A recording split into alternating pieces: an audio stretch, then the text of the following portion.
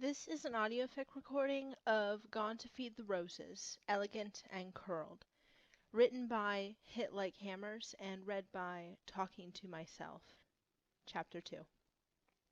But the thing is, you see, John Watson's not an idiot. He can see the signs. John Watson knows the difference between the improbable and the impossible. He can see inside the space between hope and despair. And John Watson knows when the game's been won, or lost, when it's over either way, and when there are still moves left to be made before the finish. John Watson is the kind of man you call when you're in over your head, when you need something, someone, to turn the tide. He's the man who can keep a level head, a steady hand. The man who holds the ace that brings the house of cards tumbling down. John Watson is the kind of man who you bring in to close the match, to level the playing field. To win the goddamned war. It's likely the best to start the story where it rightfully began.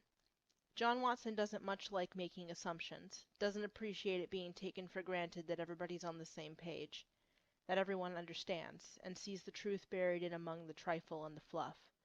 So yes, John Watson believes in starting with beginnings. When he was in Afghanistan, John befriended a local, a new father barely past 20 with an easy smile and a quick wit. They took a mutual liking to one another, for reasons John still can't quite fathom, though it's a recurring theme in his life, isn't it? Finding friends in the most unlikely of souls. There was nothing quantitative to be gained from the connection, though, and John was grateful for it. That calm place in a perpetual storm out there, the little joys, the minor distractions of friendship, trading words from both their native languages, swapping favors for home-cooked meals from the man's young wife. It kept him grounded, kept him just this side of sane, holding the baby until he drooled into John's DPM jacket, trading home-cooked Kammeerbob for a Yorkie bar from his rat pack, learning how to form his mouth around the unfamiliar diphthongs of a new tongue. On the whole, he processes his deployment as largely a study in poles, dichotomous experiences of action and monotony, and it all blurs together for the most part. Heat and gunfire and the breeze in the sand, his ID tag searing the skin of his chest in the night. But he remembers the raid, recalls that one particular incursion as if it happened yesterday, were happening right now. Remembers taking fire from the insurgents at dusk, remembers the feel of his footfalls on unsteady ground and the sting, the graze of a bullet that couldn't be said to draw blood so much as beat it, single drop shaking free as John ran, returned fire, dotted the ground with red as he pursued, lined the shot, fired, again, and again, and again. When it was over, John looked for his friend, sought out the family, the veiled wife, the young son. He found the wife sobbing, he found the son crying, inconsolable where he was clutched to her chest.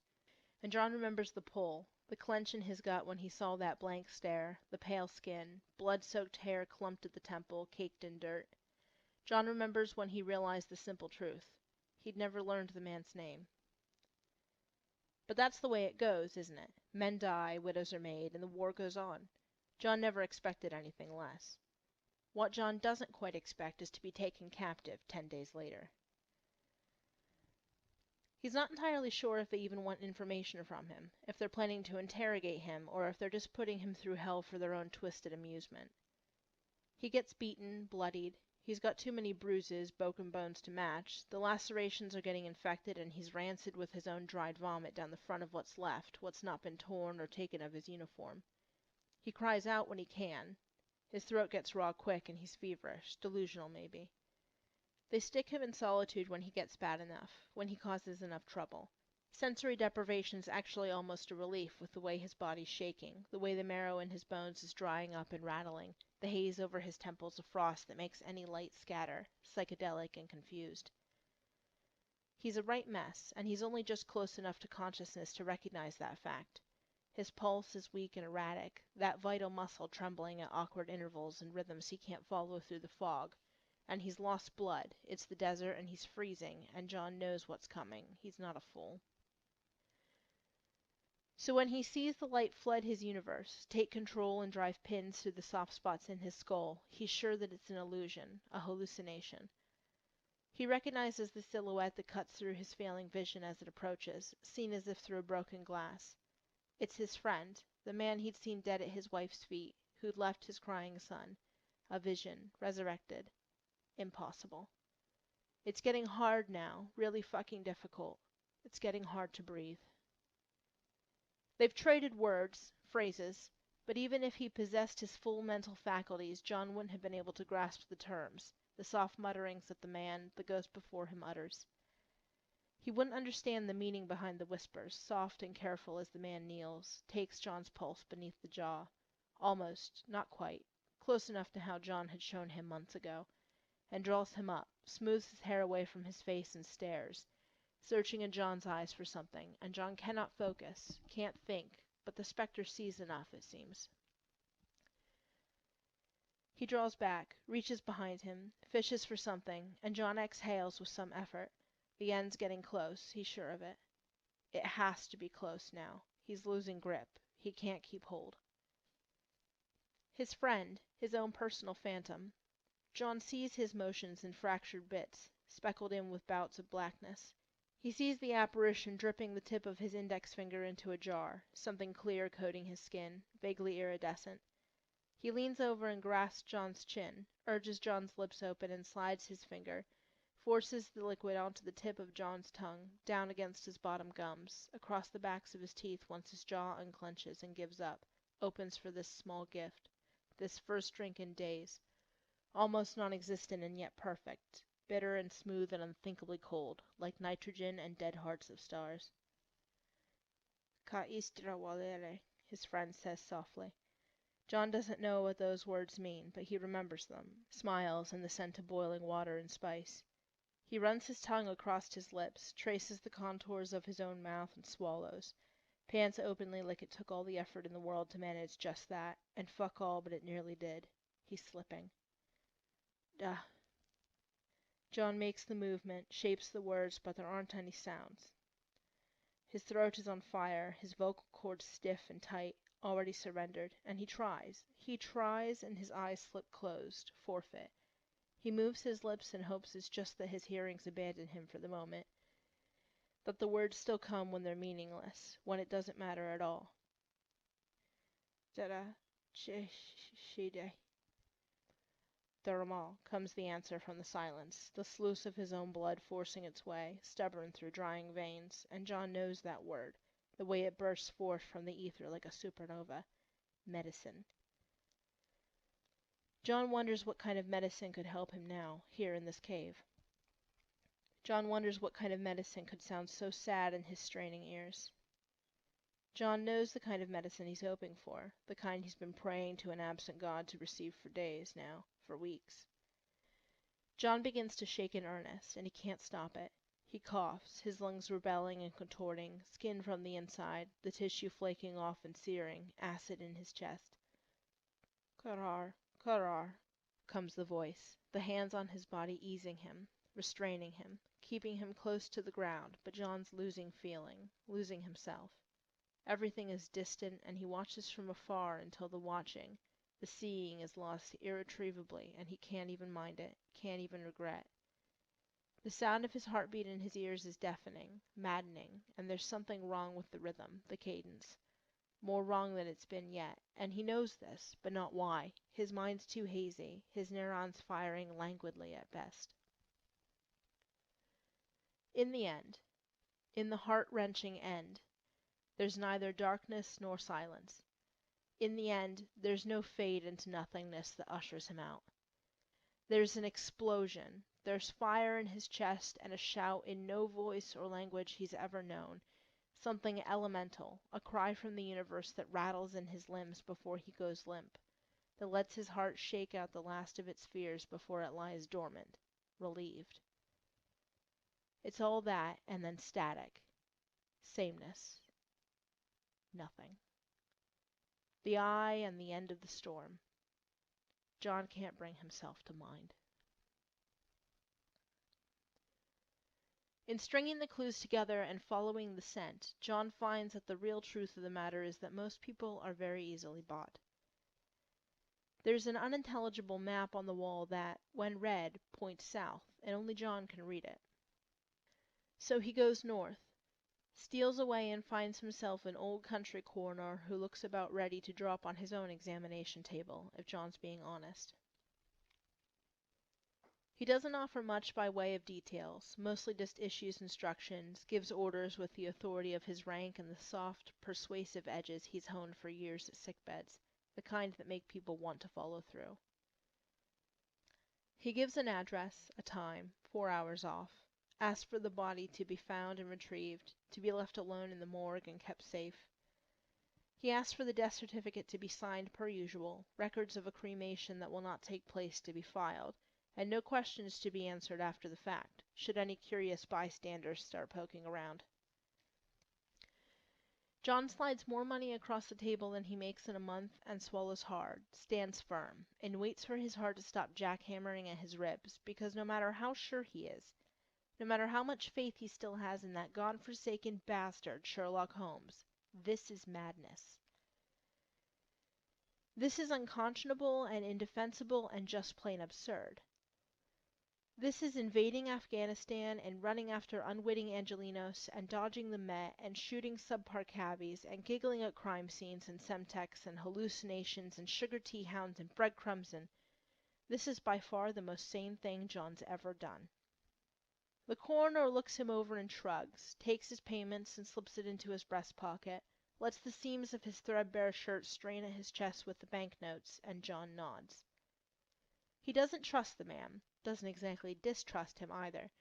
It's not a gamble, he thinks, that this man will do as he's asked for the crucial bits of this harebrained idea.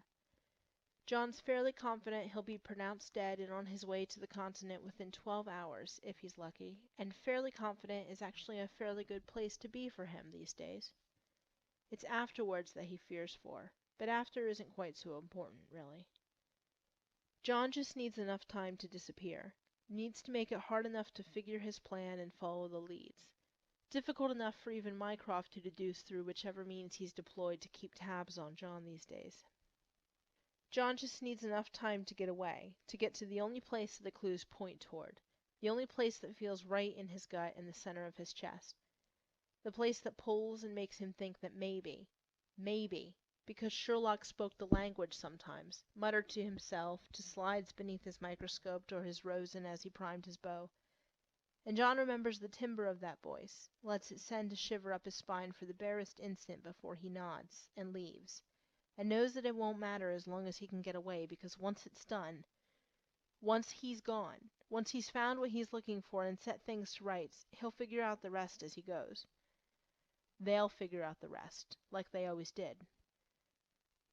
So he goes to the address, and he sits in a chair that smells of rotten stagnation, and he takes out the extract, the poison, the nectar of a plant treated careful, so innocent, shimmering in the lamplight from the street through the dust-caked window panes. He breathes, and he prays. Once again, one more time, please God, let me live. Because he's got a job to do, a case to solve, and there's a man out there who is in need of him. Who John knows, without question, that he, John Hamish Watson, needs in turn, rather fiercely. So, in the end, it's far easier to fake his own death than John could ever have dreamed. He swallows the liquid, the Darmol, and revels in the slide of it down his throat before the colors dim and he's lost. It's only after the dust settles that John really stops to observe the things he'd only barely seen, only partially processed through trembling fingers and tear-clouded eyes. John washes his hands raw once he comes around, once he thinks enough to wash anything, to get up from the sofa and move. He washes his hands to get the traces of blood off, to make them warm, to make them feel something other than the numb, ice-coldness of that wrist, that still skin beneath his fingertips where blood no longer pumped, where John couldn't time the seconds, the endless moments passing by the beat of that violent, vibrant heart. His own flesh is livid, red from the heat of the water, but he still feels frigid, can't rinse away the touch of that chill. Algor mortis, when it all starts to coalesce, is the first clue.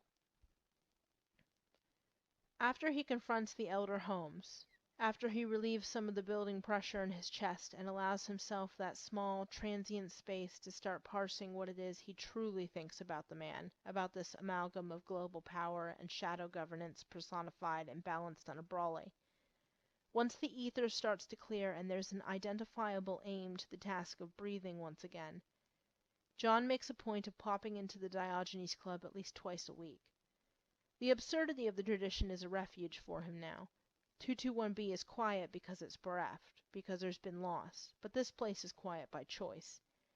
There's something empowering in that sense of agency, that capacity to defy the order of things, the inevitable. And John needs to feel empowered now.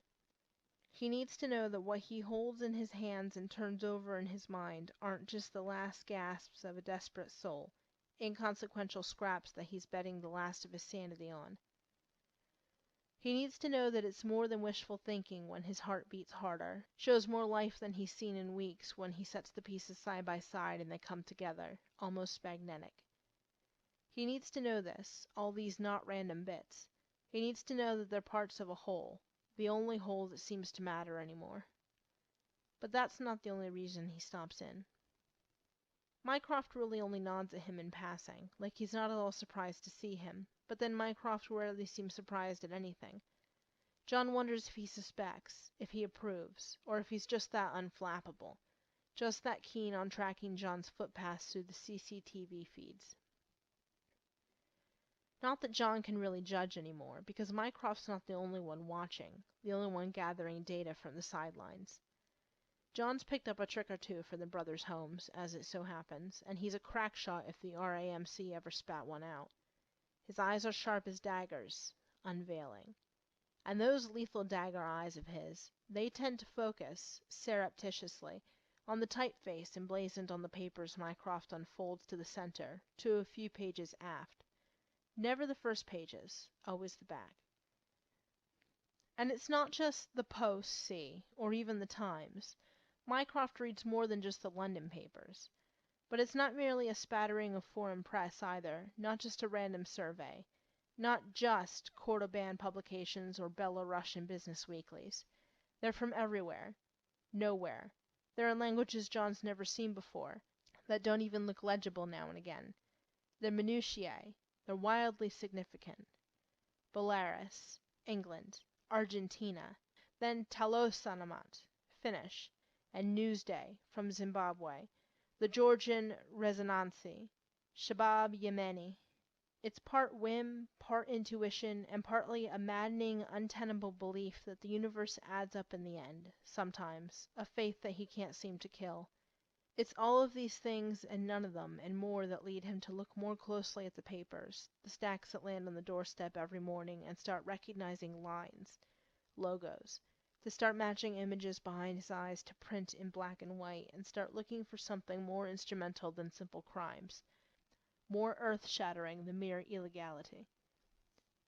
Something that could change the world and shock even the deadest hearts back into beating. And he doesn't have to concentrate to see the signs, to maximize his visual memory or whatnot. The suggestion that the average human memory on visual matters is only 60-something% accurate is absolute rubbish, John knows. Doesn't count for a bloody thing when it comes to things that really matter. Because John sees some things, some unseeable, heart-rending, world-crushing things with 100% clarity in his nightmares, his waking dreams. He knows. And he sees, too. Sees with a sudden perfect clarity in the newsprint, on the paper. This is the linchpin, the opening gambit. John had accepted the challenge long before he'd even seen the board. He assumed that Sherlock had them all delivered, had received the papers for some reason apart from the fall, the end. John's had quite the ample bit of time to ponder what happened, how it all peaked and shattered, and he doesn't think that Sherlock knew it was coming, not for certain, not so far in advance. He knew the potential was there, and perhaps he moved the pieces to protect what he could, but too many pawns were sacrificed for it to have been a real, solid plan. It was makeshift. It was cobblestone, shaky, riddled with holes. John wonders now if he'd have been able to pick any of it apart if Sherlock actually had the time, the foresight, the unthinkable cognizance of his own finitude his own unshirkable mortality. He wonders if he'd been able to figure it out, to so much as suspect in the end, if he'd been up against the true extent of that improbable genius, that deft and dexterous mind. But he doesn't waste much time with the wondering. He's wasted enough time as it is. Because it's obvious, when the data is in front of him, when the pieces that were always there rearrange and reveal something new. Because it's a sequence. Alphabetical, geographical, intricate, subtle. There is a sequence. If John's learned anything from this business, from any of it, it's that there's rarely a sequence in this world that doesn't mean something. And John knows he's only seeing the first layer, the idiot's sign. There's more. There has to be. And because they were Sherlocks, because they were delivered to a Mr. Sherlock Holmes, and John couldn't bear to part with so much as the anemic, soulless typeface spelling out that name, that perfect, painful, infuriating name, belonging to the sort of man who could swap the poles of the globe and turn everything on its head like it was made to be that way, like the rush of your blood in the wrong direction and the shift of gravity and the extra pressure lingering in your chest, the lightheadedness, the disorientation. Like it's all fine, because you were upside down anyway, before a madman grabbed you and sent you racing back to rights. Because they belonged to Sherlock, by rights, John never tossed any of the papers. Not a single one. John knows where to go to start drawing back those layers, and he's taken gross anatomy. John can peel back the epidermis, the dermis, can slice through the subcutis down to the veins, the arterial pathways so as to reveal the heart. Here and now. Here and now, John will reveal the heart. In the desert, he wakes up, and he knows. He knows before anyone else tells him. This isn't death. This isn't heaven or hell. It's calm, quiet, hot, rough. There's sand in the wind. There's the smell of mud, of green, of bogs and stagnant water, rancid thrush on the gusts that catch his sweat-soaked hair. This is the same goddamn nightmare, the same casting the die in every moment before a bullet came to break him and his time would finally be up. This is more of the same. John sighs, and doesn't know whether or not to be grateful. In the morgue, in a strange town where the air tastes different, settles wrong inside his lungs, he wakes up alone, naked beneath the sheet. He blinks, he breathes, he grins. John gets dressed, tucks his gun into the waist of his jeans, and he doesn't look back. Like clockwork, like a madman breathing soot and grasping desperate at the very end of everything, John goes through the papers. All of them. He orders each publication and reorders them and reads them front to back more times than he can count. None of it makes sense, really, but he begins to pick up on things, little aberrations, works on figuring and pondering and parsing out the inexplicable. He wonders if he's lost it, if he's gone off his rocker, more times than is likely acceptable by any generally accepting standards of normality. But he left normal behind when he took the room and moved into 221B, didn't he? And he isn't about to start looking back now. So he pushes onward, tries to make some sense of it all, keeps looking for inroads when he reaches a dead end, and he makes himself remember. Forces himself to focus on the fact that that day, that fateful fucking day when he'd watched his best friend fall and felt his heart stop and search for a pulse that couldn't be found. He fixates on the simple fact that those fingers, curled up like that, it was as if they'd been dead for hours, like they'd been still for far too long. Rigor mortis is the second clue. Bone structure, coupled with the fact that John had always observed better than people gave him credit for. That's the third clue.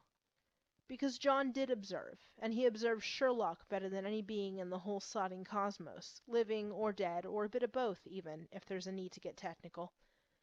John figures, though, that something so obvious would speak all on its own. And John can blame a lot of things on wishful thinking, desperation, on being a little bit heartbroken and a little bit soul-sick.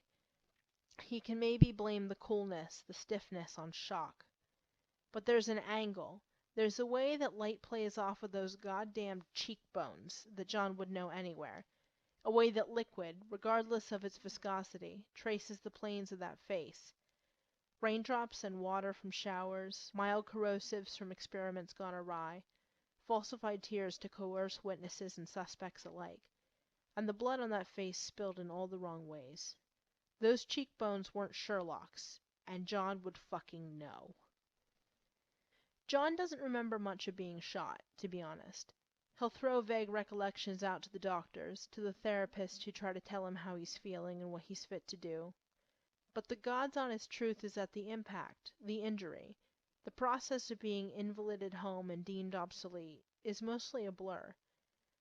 The human mind's a tricky thing, though. It doesn't like to grasp at the thoughts that make it numb, or worse, that sear within the gyri and the soul sigh, that burn inside the folds of gray. It's not important to remember the bullet, really. John's perspective had changed after captivity, after seeing the light and the dark and the dark and the light, after leaving and coming back. He'd faced death and fooled the enemy and fooled himself and made a strange sort of peace with what lies beyond in those moments. The bullet didn't matter so much after he'd swallowed the liquid that ended everything just to start it all again. And that liquid, that elixir, he remembers that like a beacon in the dark, the shine of it, the taste and texture, the burn, and before he can attach the memory, the color, to some wild, boundless, depthless eyes, he remembers it because it wasn't just Darmal. It was nectar and ambrosia, it was curses and the selling of souls. It was tears and blessings and gifts and loss. Romeo and Juliet, the mystical, impossible thing that mimics ends where none exist, that fakes and cheats the great equalizer, the Grim Reaper himself. His friend, Gairat, he learns, brave as his name, and that's another thing he won't forget. The man who saved him and damned him and fed him poison to keep his soul. Gairat is there when he wakes, smiles at him, eases him back to his bearings as he shakes lassitude and quietus from his aching, broken limbs, waits for it to lift from his mind before he asks questions, before he even tries to process the inconceivable.